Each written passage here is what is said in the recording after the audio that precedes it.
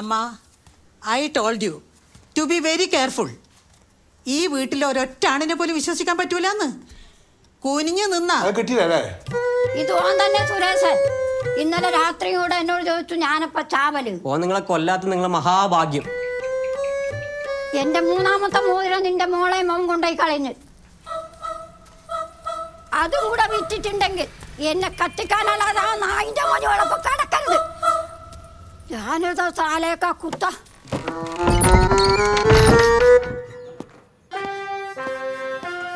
മച്ചാ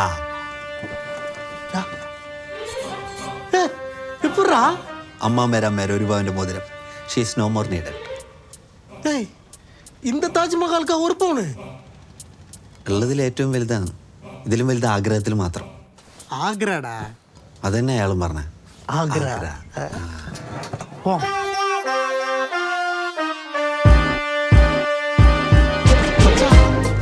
கலிகாலம் இந்த மாதிரி விஷயத்துல எல்லாம் லேட் பண்ணக்கூடாது. லேட் பண்ணா எவனோ ஒருத்த வந்து உள்ள பூந்துருவான்.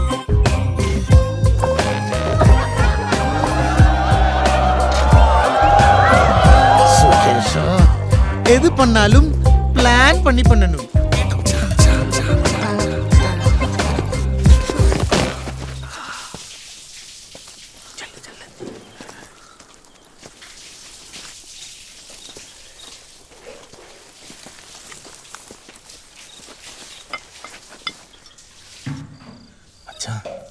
இன்னும் 5 நிமிஷத்துல உன் காதலி வெளில வரும். டைலாக் ஞாபகம் இருக்குல்ல?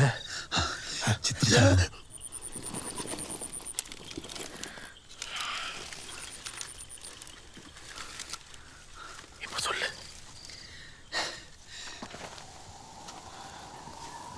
ചിത്രശലഭമാകാനും മേഘമാലകളാകാനും പാവയാകാനും പറവയാകാനും മാനാകാനും മനുഷ്യനാകാനും നിന്റെ ചുണ്ടിൻ്റെ മുത്തമാകാനും നിമിഷാർത്ഥം പോലും ആവശ്യമില്ലാത്ത ഗഗനചാരി ഞാൻ ഗന്ധർവൻ. மொய்வன காதல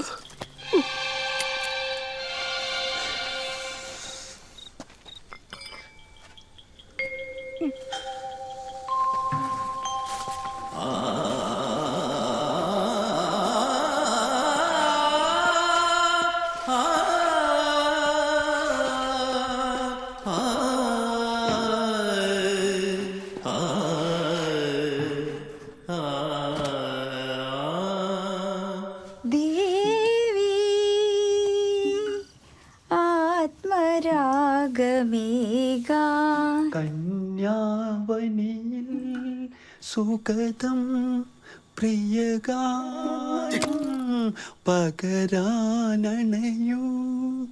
ഗന്ധർവ വീണയാകൂ നീ ദേവി.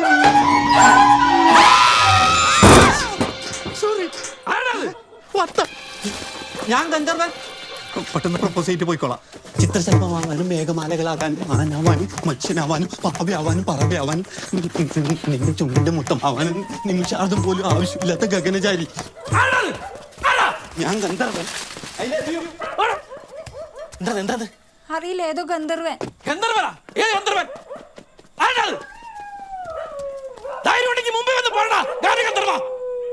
കരിങ്കല്ലിലടിച്ച് പിഴിഞ്ഞിട്ടൊന്നുണക്കി കൈക്കല തുണിയാക്കി ഒടുക്കം വിളക്കിലെ തിരിയാക്കി കരിന്തിരി പോലായി. ആ സ്ത്രീ ചാവാൻ തിരിച്ചറിവില്ല.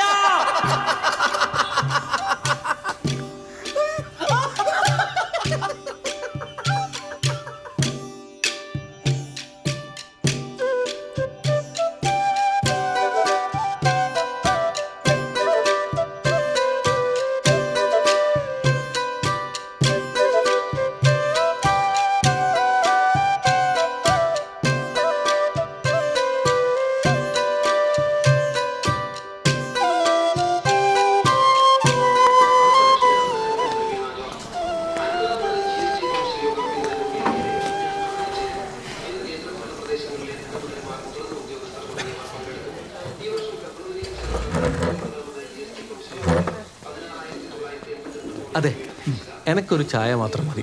നിങ്ങൾക്കാ? മുമ്പത്തെ കടം തീർക്കുന്നത് വരെ ചായ മാത്രം കൊടുത്താൽ മതി എന്ന് മുതലാളി പറഞ്ഞു. ഇവർക്ക് ചായ മാത്രം മതി അല്ലേ? ആയിക്കോട്ടെ. നീ വീട്ടിൽ നിന്ന് വെള്ളയപ്പം തിന്നിട്ടല്ലേ ഇറങ്ങിനി? ഓള് വിശക്കുന്നുണ്ട് കഴിച്ചോട്ടില്ലേന്ന്. വെള്ളയപ്പല്ലേ ചോദിച്ചു, താജ്മഹലൊന്നല്ലല്ലോ. എൻ്റെ കെട്ടുകാലി പണയം വെച്ചിട്ടാലും ഒക്കെ ഞാൻ മേടിച്ചു കൊടുക്കും. നീ പോയിട്ട് കയ്യെ വിറ്റാ മോളെ.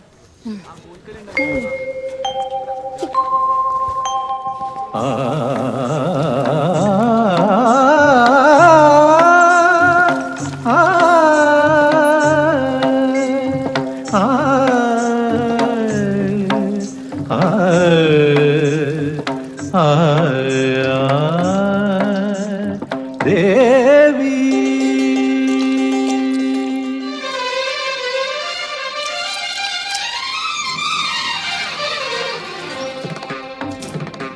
ഓർമ്മയുണ്ടാ? എന്നാ പറ. ഞാൻ പറഞ്ഞു വെള്ളയപ്പ് മുട്ട റോസ്റ്റ്. ഞാനും പറഞ്ഞ പൊറോട്ട. ഏതായാലും മാല പണയം വെക്കുമല്ലേ.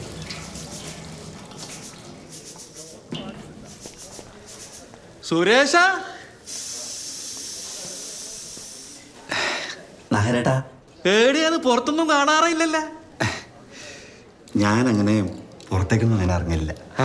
പക്ഷേ നാളെ വൈകുന്നേരം 5 മണിക്ക് ഞാനൊന്ന് അണ്ടിത്തോട്ടത്തിലേക്ക് പോകുന്നുണ്ട്. നിങ്ങളും വരണം. അല്ല സുരേഷ, ഞാൻ വെറുതെ. അല്ല, അത് സാരമില്ല. എനിക്ക് കാണണമെന്നുണ്ടായിന്. നേരിട്ട് പറയാനുള്ള ധൈര്യം ഉണ്ടായിട്ടാ. അവസരം കിട്ടിയിട്ടാ. വരൂലേ?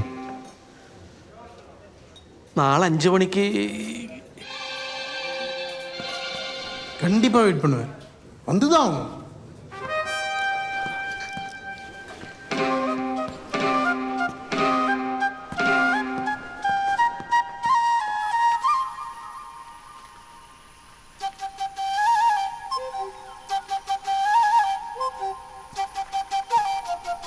வரல.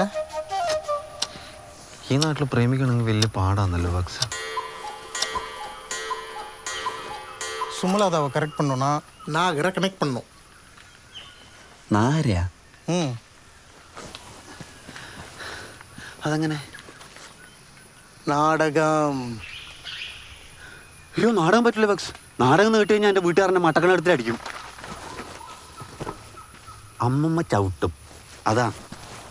உனக்கு சுமலதா முக்கியமா உன் ஃபேமிலி முக்கியமா? സുമലത. പക്ഷെ அம்மம்மா உன் ஃபேமிலிக்கு தான்டா நாடகம்னா பிரச்சனை. ஆனால் அது அவங்களும் சொல்லி தப்பு இல்லை. உங்கள் அப்பா அந்த மாதிரி பண்ணி போய் தானே நாய் மாதிரி செத்து போனார். பட் நாகருக்கு நாடகம்னா பிராந்து. நாடகத்துக்காக என்ன வேணா செய்யும். நீ என்ன சொன்னாலும் செய்யும். അതിനെ എനിക്ക് അഭിനയിക്കാനൊന്നും അറിയില്ല. சித்து உன்னை யாரா நடிக்க சொன்னா? Only boys act, legends direct.